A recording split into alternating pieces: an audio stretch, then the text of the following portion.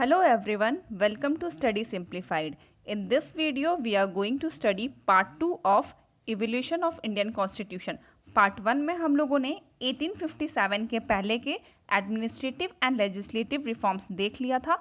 आज हम करने वाले हैं रिवॉल्ट ऑफ 1857 के बाद जो भी एडमिनिस्ट्रेटिव एंड लेजिस्लेटिव रिफॉर्म्स हैं उनको देखेंगे. हालांकि पढ़ना तो बहुत कुछ है इस चैप्टर में, बट जो एग्जाम पॉइंट ऑफ व्यू से इम्पॉर्टेंट है, वन डे एग्जाम्स में जो क्वेश्चंस आते हैं वो हम ध्यान में रखते हुए पढ़ेंगे. तो देखिएगा, पहला आता है 1857 के बाद का बात कर रहे हैं. The first important one is government of India act 1858. तो इसमें क्या हुआ था? तो इसमें the power was transfer to British crown. Company rule end हो गया था एंड जो भी पावर है उसको ट्रांसफर कर दिया गया था ब्रिटिश क्राउन को. ठीक है, अब देखो रिवॉल्ट हुआ था 1857 का, तो बहुत सारे चेंजेस आए. तो उसमें से एक मेजर चेंज ये था. दूसरा चेंज क्या था? तो गवर्नर जनरल ऑफ इंडिया जो एक पोस्ट हुआ करता था वो अब वॉइसरॉय हो गया. ठीक है, गवर्नर जनरल ऑफ इंडिया जो पोस्ट था वो अब वॉइसरॉय में कन्वर्ट हो गया. अगर हम बात करें फर्स्ट वॉइसरॉय की, तो वो कौन थे? लॉर्ड कैनिंग थे. अब आप लोग को पता है कि लॉर्ड कैनिंग के टाइम में ही रिवॉल्ट ऑफ 1857 हुआ था. लॉर्ड कैनिंग का टाइम पीरियड क्या है? 1856 टू 1862. ओके, अब इस बीच में रिवॉल्ट ऑफ 1857 हुआ था. तो अगर हम बात करें last governor general of India, तो लॉर्ड कैनिंग होंगे एंड फर्स्ट वॉइसरॉय तो वो भी लॉर्ड कैनिंग होंगे. ठीक है, लॉर्ड कैनिंग का कुछ इंपॉर्टेंट पॉइंट्स है, लाइक उनके टाइम में क्या क्या हुआ था. तो इंडियन पैनल कोड, ठीक है, वो भी इनके टाइम में ही आया था. प्लस विडो रीमैरिज एक्ट भी इनके टाइम में पास हुआ था. तो आप ये सब चीज़ याद रख सकते हैं. एंड 3 यूनिवर्सिटीज़ मुंबई, कलकत्ता, मद्रास भी इनके टाइम में ही बनी थी. चलो अब हम लोग देख लेते हैं और क्या क्या इंपॉर्टेंट पॉइंट है. तो यहाँ पे देखिएगा, यहाँ पे the power of the crown were to be exercised by secretary of state for India assisted by council of 15 members. ठीक है, सेंटर में secretary of state was responsible. ठीक है, वही अगर हम बात करें स्टेट में, लाइक आज के टाइम में स्टेट है, पहले के टाइम में प्रोविंस था. तो प्रोविंस में जो हेड थे दैट वॉज गवर्नर और लेफ्टिनेंट गवर्नर. ठीक है, and he was aided by executive council. और जो सेक्रेटरी ऑफ स्टेट था he was ultimately responsible to British parliament. ठीक है, आपको समझ में आया? यहाँ पे मैंने 3 चीज़ क्या बताई. एक तो वॉइसरॉय का पोस्ट क्रिएट हो गया. ठीक है, सेकंड क्या बताया? ब्रिटिश क्राउन को पावर ट्रांसफर हो गया. एंड ये जो सेक्रेटरी ऑफ स्टेट है ये एक नया ऑफिस सेटअप हुआ. तो आप याद रखिएगा. नेक्स्ट हम लोग आते हैं इंडियन काउंसिल एक्ट 1861. इसमें क्या इंपॉर्टेंट है? तो जो लॉर्ड कैनिंग थे, ठीक है, उन्होंने इंट्रोड्यूस किया portfolio system. Portfolio system introduce किया. इसमें क्या था? तो each member was assigned a portfolio of particular department. तो क्वेश्चन ये पूछा जाता है, it is very important. Portfolio system किस एक्ट में इंट्रोड्यूस हुआ था? ये क्वेश्चन पहले पूछा जा चुका है. तो 1861 याद रखिएगा ईयर. ठीक है, एंड इसके अलावा कुछ सिग्निफिकेंट चेंजेस लाए गए थे गवर्नर के जनरल्स काउंसिल में. देखिएगा यहाँ पे, ये जो सेक्रेटरी ऑफ स्टेट है that was assisted by council of 15 members and he was, जो सेक्रेटरी ऑफ स्टेट है, he was responsible to British parliament, जो कि हम लोगों ने अभी बात किया.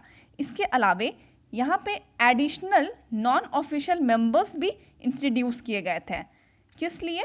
तो जो भी ट्रांजैक्शन हो रहा है लेजिस्लेटिव बिजनेस का इन लेजिस्लेटिव काउंसिल, उसके लिए नॉन ऑफिशियल मेंबर्स भी इंट्रोड्यूस किए गए थे. तो आप ये 2 चीज़ यहाँ पे याद रखिएगा. नेक्स्ट इंपॉर्टेंट आ जाता है इंडियन काउंसिल एक्ट 1892. तो यहाँ से क्या क्वेश्चन बनता है? यहाँ से एक फेमस क्वेश्चन जो बहुत सारे एग्जाम्स में पूछा जा चुका है वो है कि बजट का डिस्कशन किस एक्ट से आया है? 1892 से आया है. The councils were to have the power of discussing the budget and addressing question to executive. तो ये बहुत इंपॉर्टेंट है, ये बहुत सारे एग्जाम्स में पूछा जा चुका है, इसको स्टार मार्क कर लीजिए. यहाँ पे एक चीज़ और याद रखिएगा, जो हम लोगों ने पढ़ा था 1861 में नॉन ऑफिशियल मेंबर्स को इंट्रोड्यूस किया गया था. ठीक है, एड ऑन किया गया था. अब क्या है कि उनके नंबर्स को बढ़ा दिया गया. फिर भी अभी तक मेजोरिटी नहीं हुआ है लेजिस्लेटिव काउंसिल में. उनके जो नंबर्स हैं, नंबर्स को बढ़ा दिया गया था. ठीक है, increase non official members but no majority, इतना ध्यान में रखिएगा। चलो अब नेक्स्ट आ जाता है हमारा इंडियन काउंसिल एक्ट 1909, जिसको हम लोग मॉडलिमेंटो रिफॉर्म के नाम से भी जानते हैं। अब मॉडलिमेंटो रिफॉर्म क्यों पड़ा इसका नाम, क्योंकि जो सेक्रेटरी ऑफ स्टेट थे उनका नाम था मॉडली एंड जो वॉइसरॉय था उसका नाम था मिंटो, तो दोनों के कॉम्बिनेशन से आ गया मॉडलिमेंटो रिफॉर्म। ओके, अब यहाँ से बहुत सारे क्वेश्चंस निकलते हैं एंड ये one of the important act है। क्यों है तो देखिएगा, इस एक्ट में ही कम्युनल रिप्रेजेंटेशन की बात की गई थी। This act introduced communal representation.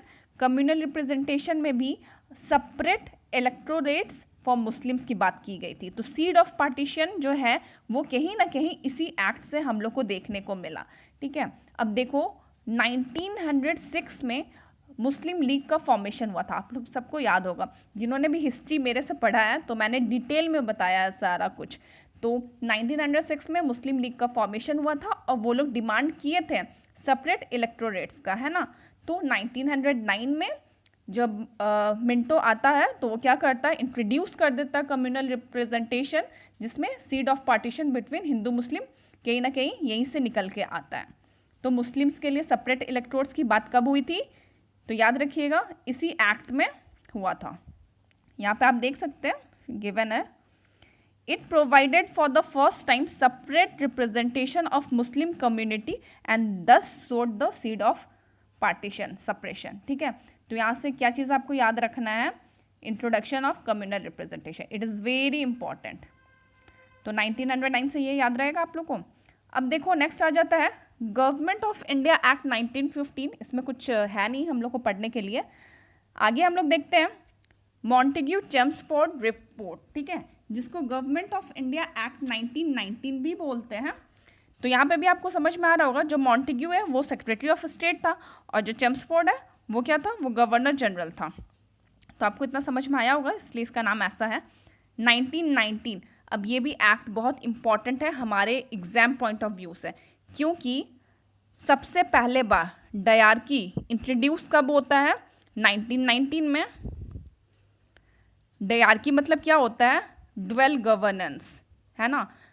तो हिस्ट्री में मैं ये चीज़ आपको बता चुकी हूँ, फिर भी अभी रिपीट कर रही हूँ। तो जो ड्वेल गवर्नमेंट होता है जिसको डायरकी बोलते हैं, वो इंट्रोड्यूस हुआ था 1919 में। एंड यहाँ पे कुछ इंपॉर्टेंट पॉइंट्स है, उसको देख लीजिए। डायरकी ये बहुत बार एग्जाम्स में पूछा जा चुका है, स्टार मार्क कर लीजिए।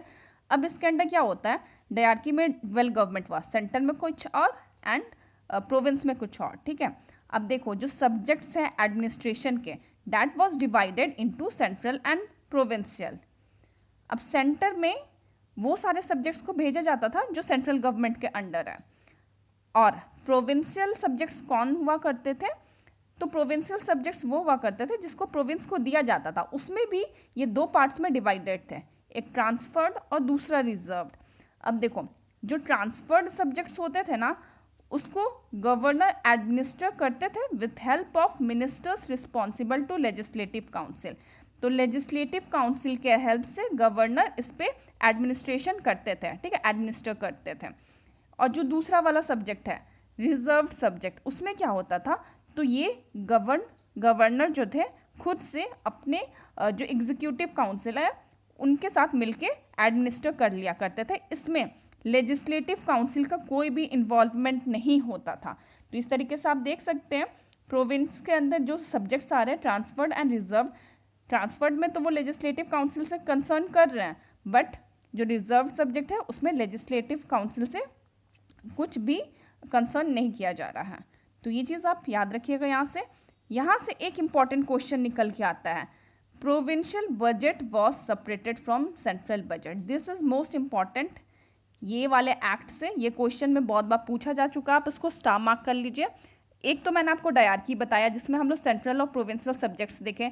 दूसरा हो गया आपका बजट, प्रोविंस बजट और सेंट्रल बजट दोनों सेपरेट हुआ था। इसके अलावा एक और इम्पॉर्टेंट पॉइंट है, that is bicameralism.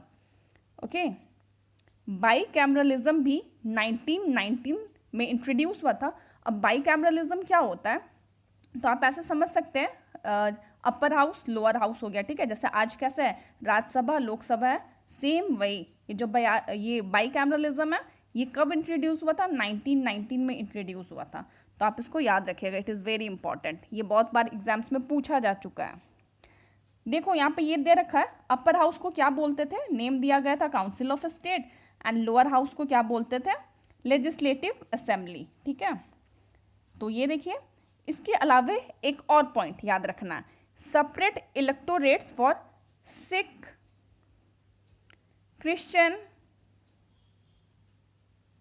Anglo Indians and Europeans introduce किया गया था 1919 से। मुस्लिम के लिए सेपरेट इलेक्टोरेट्स फॉर मुस्लिम 1909 से, और बाकी जो भी है separate electorates for Sikh, Christian, Anglo Indian and European वो 1919 से। ठीक है, यहाँ पे 4 पॉइंट मैंने इंपॉर्टेंट बताए जो एग्जाम्स में बार बार पूछे जाते हैं। ठीक है, आगे हम लोग देखते हैं, आगे है Simon commission. Simon commission history में मैंने पढ़ा दिया है, आप लोग को पता होगा कि एक 7 मेंबर की टीम कमीशन को भेजा जाता है, जिसके जो हेड होते हैं वो होते हैं सर जॉन साइमन, इसलिए इसका नाम साइमन कमीशन भी है। इसको क्यों भेजा जाता है? तो इसको भेजा जाता है कि जाके देखिए कि डायरकी जो इंट्रोड्यूस हुआ था 1919 में वो सही से वर्क कर रहा है कि नहीं। ठीक है, to review the working of dyarchy, इसीलिए ये साइमन कमीशन बनता है। 1927 में ये कमीशन बनता है। 1928 में जब ये इंडिया आता है तो जो भी पॉलिटिकल लीडर्स थे उस टाइम वो लोग इस कमीशन को बॉयकॉट करते हैं, क्योंकि इसमें एक भी इंडियन नहीं है, सारे के सारे ब्रिटिशर्स हैं। तो क्या होता है कि पॉलिटिकल लीडर इसको बॉयकॉट करते हैं। उसी में क्या होता है, लाला लाजपत राय का डेथ हो जाता है। एक पुलिस ऑफिसर रहता है जिसका नाम होता है सॉन्डर्स, वो लाठी चार्ज करता है एंड लाला लाजपत राय के सर पे चोट लग जाती है एंड उसी चोट से उनका डेथ हो जाता है। फिर बाद में भगत सिंह सॉन्डर्स का मर्डर करके रिवेंज लेते हैं। तो ये सब कहानी मैंने हिस्ट्री में डिटेल में आपको बता रखा है, तो आप वहाँ से एक बार सुन सकते हैं। ठीक है, अब आ जाता है हमारा गवर्नमेंट ऑफ इंडिया एक्ट 1935। अब ये इम्पॉर्टेंट है, इससे बहुत सारे क्वेश्चंस निकल के आते हैं। क्यों निकल के आते हैं? क्योंकि it is one of the biggest source for our constitution. जो अभी हम लोगों ने देखा था, हमारा जो कॉन्स्टिट्यूशन है उसका बेसिक स्केलेटन कौन सा है? तो 1935 है। ये काफ़ी मोटा था, इसलिए हमारा कॉन्स्टिट्यूशन भी काफ़ी मोटा बना है। एंड यहाँ पे आप एक चीज़ याद रखिएगा कि इंडिया ने काफ़ी सारे डिमांड किए थे जो कि फुलफिल नहीं हुआ था, तो इसलिए जवाहरलाल नेहरू इस एक्ट को चार्टर ऑफ स्लेवरी भी बोलते हैं, जो कि गिवन होगा, मैं आपको बताऊंगी। ठीक है, तो देखिएगा, सबसे पहले यहाँ पे क्या याद रखना है कि it is biggest source for constitution. जो बेसिक स्केलेटन है वो 1935 से आया है। उसके अलावा 2-3 पॉइंट्स मैं आपको बता देती हूँ।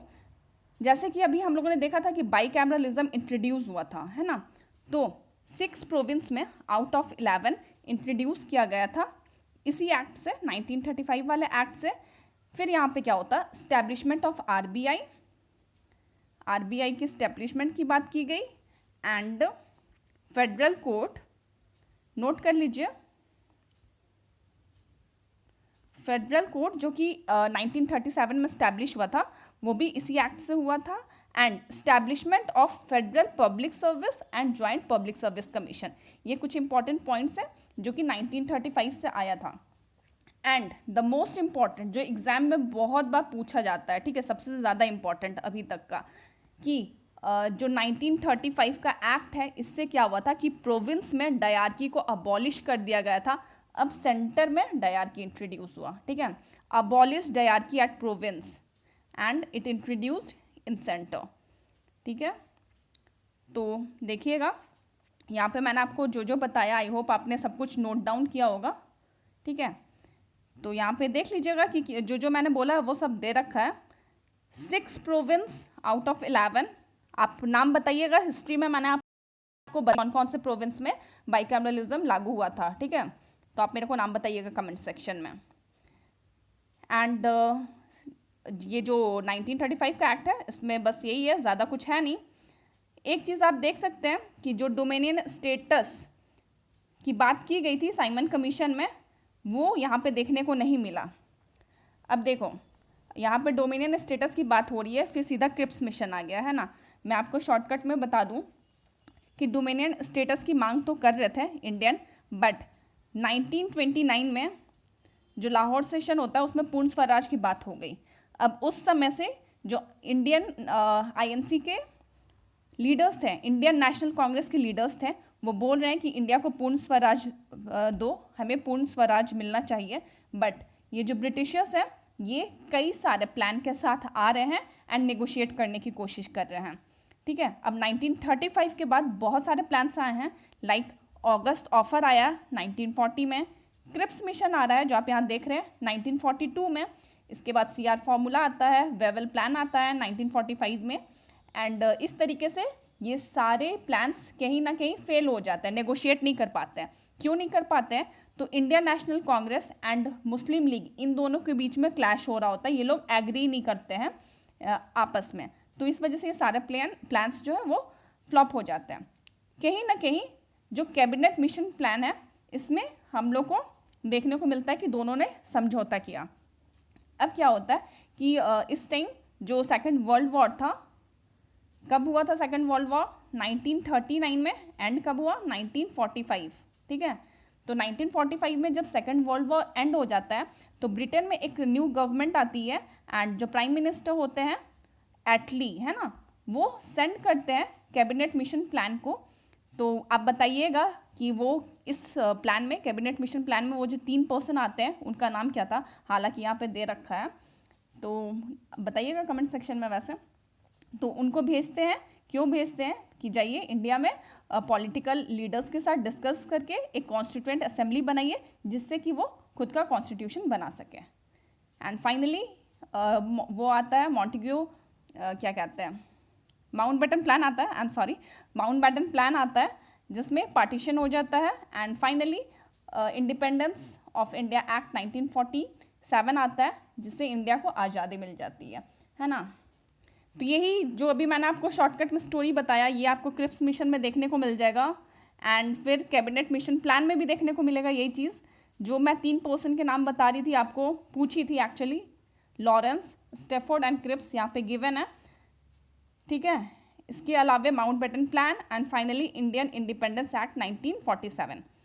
अब देखो ये सारी चीज़ें मैंने कहाँ पे डिस्कस की है? मॉडर्न हिस्ट्री में डिस्कस की है, वो भी बहुत डिटेल में। तो जिन्होंने भी मॉडर्न हिस्ट्री की इन टॉपिक रिलेटेड वीडियोस नहीं देखा है वो जाके देखिएगा ताकि आपका कंसेप्ट क्लियर हो। प्लस मैं यहाँ पे अगर वही चीज़ रिपीट करूँगी तो मज़ा नहीं आएगा, इसलिए मैं इतना ही रखती हूँ आज के लिए। फिर कल के क्लास में हम लोग देखेंगे constituent assembly and making of constitution. तो आज हम लोगों ने क्या देखा कि किस तरीके से कितने सारे प्लान्स आए, कितने सारे एक्ट्स आए, रिफॉर्म्स आए, है ना। एंड फाइनली क्या होता है कि कॉन्स्टिट्यूएंट असेंबली जो है एक कॉन्स्टिट्यूशन बना के आती है 1949 में, जो कि 1950 में इन्फोर्स हो जाता है, ठीक है। तो नेक्स्ट क्लास में हम लोग देखेंगे कि किस तरीके से कॉन्स्टिट्यूएंट असेंबली बना एंड किस तरीके से उन्होंने कॉन्स्टिट्यूशन बनाया। तो ये दोनों चीज़ हम देखेंगे नेक्स्ट क्लास में, ठीक है। कोई क्वेरी होगा तो आप कमेंट बॉक्स में पूछिएगा एंड थैंक्स फॉर वॉचिंग।